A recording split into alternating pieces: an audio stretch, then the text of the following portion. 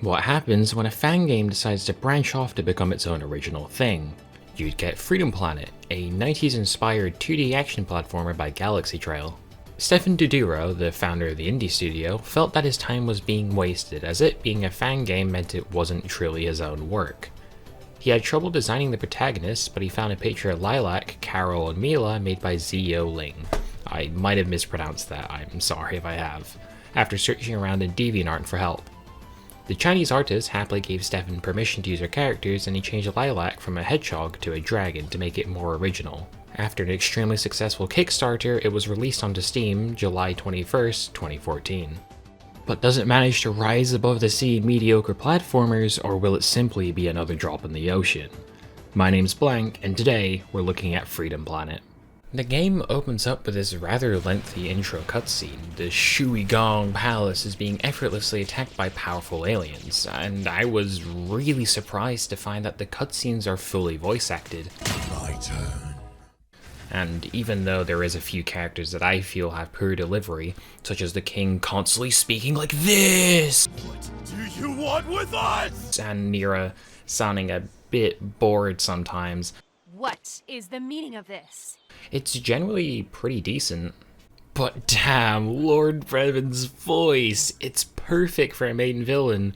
You know, he tells the king that he'll make his son obey him. He has this I don't know what it is, it's like a very, very deep voice, and it's just, it sounds really good. And then he beheads the king in front of his own son and chokes the prince to prevent him from fighting. Fuck. What a dark but interesting way to start the story. At the start of the game, you'll have access to two playable characters, Lilac and Carol. Every character can run fast and jump, but they have wildly different abilities that will decide how you'll navigate through stages and deal with enemies. Lilac easily has the most robust moveset with many powerful tools. She has a basic attack where she uses her hair as a whip, a dive kick to descend quickly, and a multi-hit uppercut. The special gauge will regenerate slowly, but it can be filled up by collecting the many crystals scattered throughout the stage. Once full, you can use Dragon Boost to, well, as the name implies, boost along the ground, or in 6 directions if you're off the ground until the gauge is empty.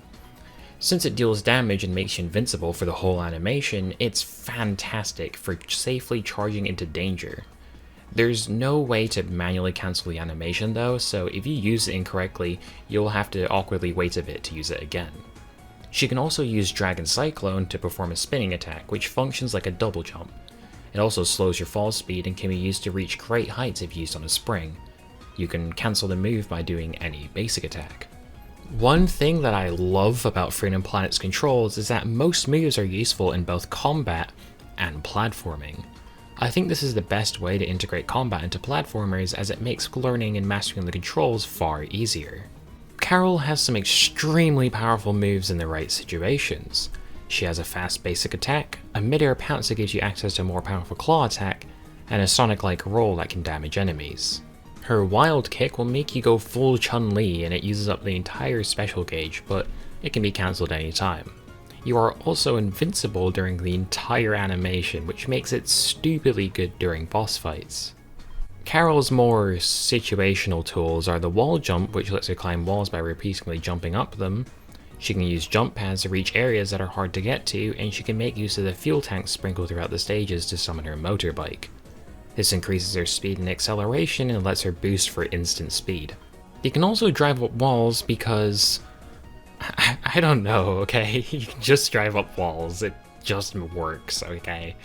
And while the bike is fun to use, it does break after 3 hits, which I really don't like.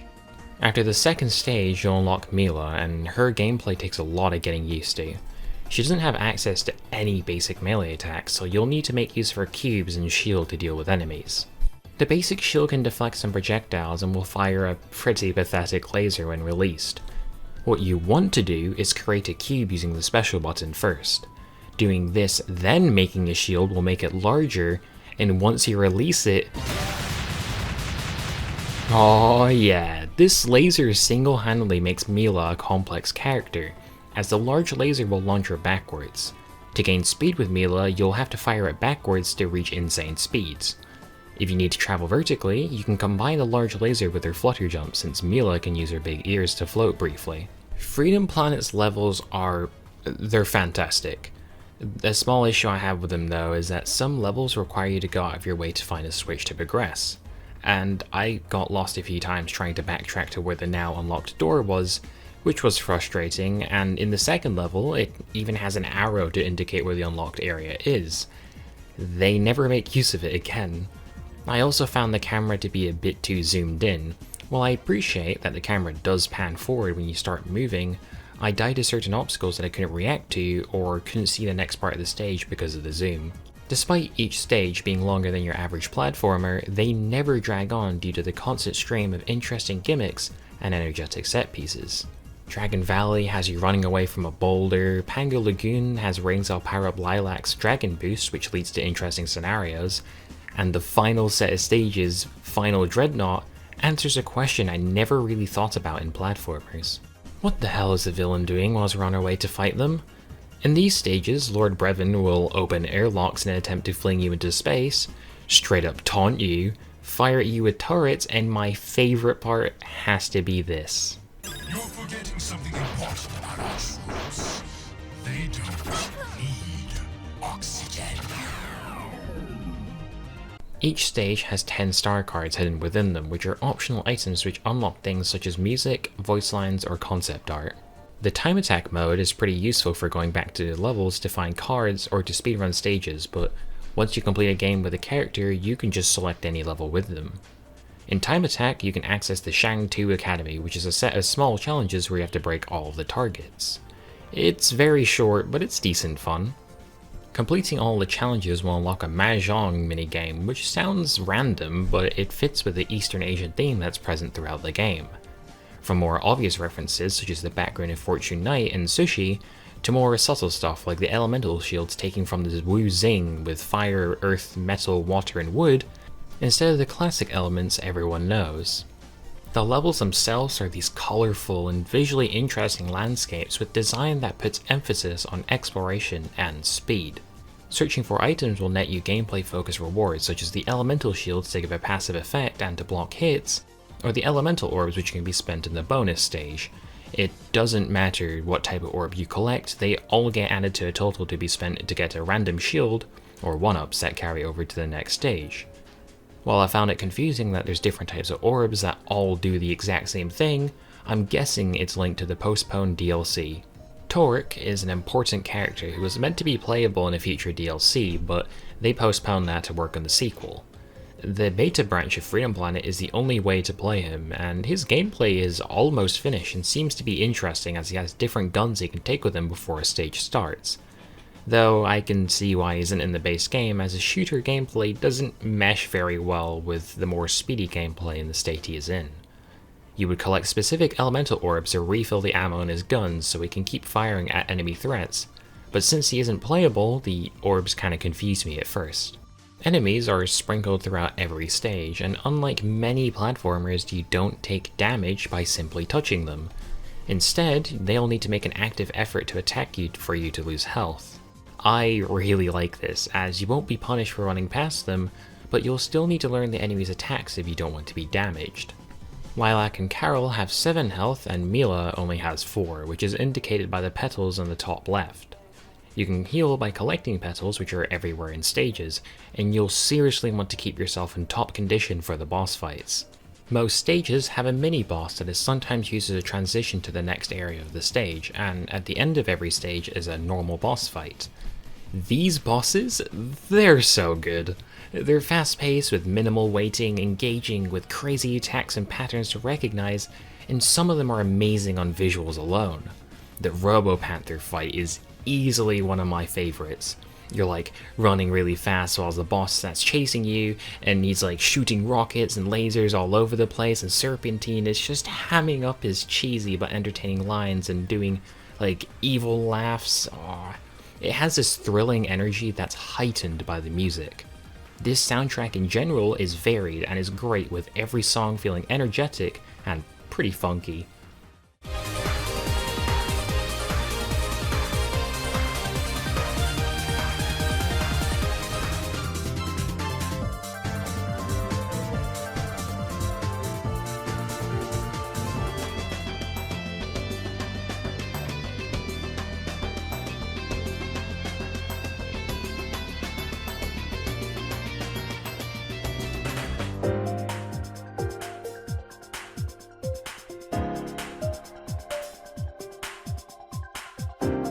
Another reason why I love that boss fight so much is that all of your allies come together to fight it, and it really sells you on the idea that they are a team that works well together.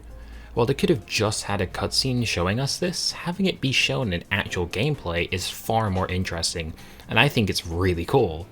You get an idea of each character's personality just from seeing their animations and roles during the fight. Let's now talk about the story. So, remember how dark of an intro the story has? When you actually start the game, it starts off far more lighthearted than the intro would imply.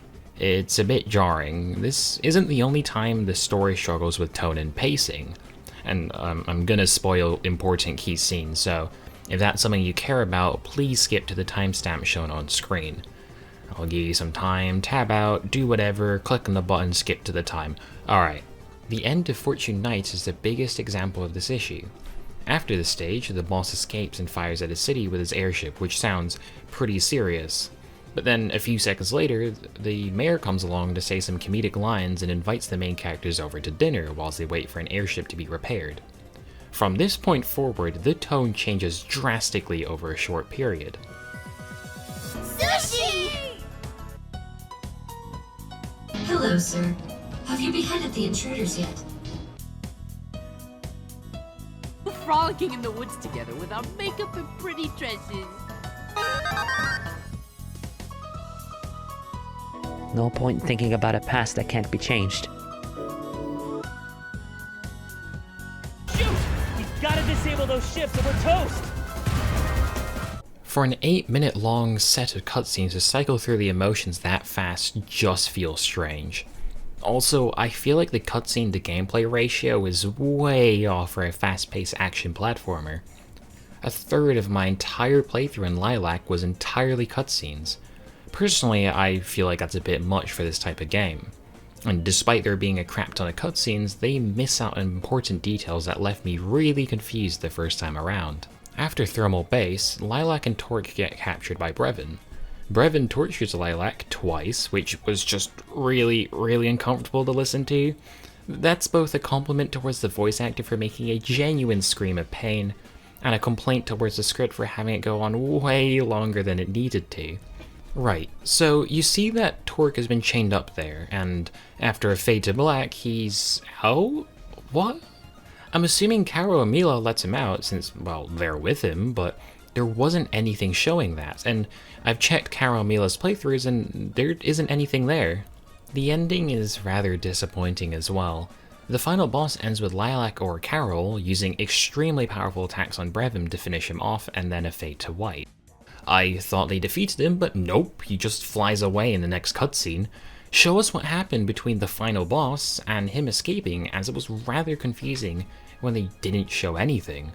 And a large portion of this ending is just telling us what happens and then Torque leaves. The end. I'm not saying the story is entirely bad though. It certainly has its cool moments, such as the end of Battle Glacier where they cut off the victory screen during the animation with a surprise attack in the cutscene, which is a really good way to surprise the player. And I also want to learn more about the main characters. They have plot threads that I'd like to learn more about, as they could be interesting, but most of them go unanswered. Things like, what happened to Mila's parents? What made Lilac and Carol leave the red scarves? What was Torque's past like? I genuinely want to know. So let's answer the question I posed at the start. Does Freedom Planet manage to rise above the sea of mediocre platformers? Yeah, it does, but it suffers from a few flaws. While I feel like Freedom Planet stumbles with its storytelling, it absolutely makes up for it with its gameplay, music, and visuals. Luckily, there is a classic mode which removes all cutscenes from a playthrough, and I'd recommend picking that mode if you want to experience the game for yourself. Galaxy Trail have proven that they're capable of making a game that's worth your time, and I'm really excited for the sequel as it looks promising from what I've seen, but what we have here is something that deserves a place among the 90s platformers it's inspired by.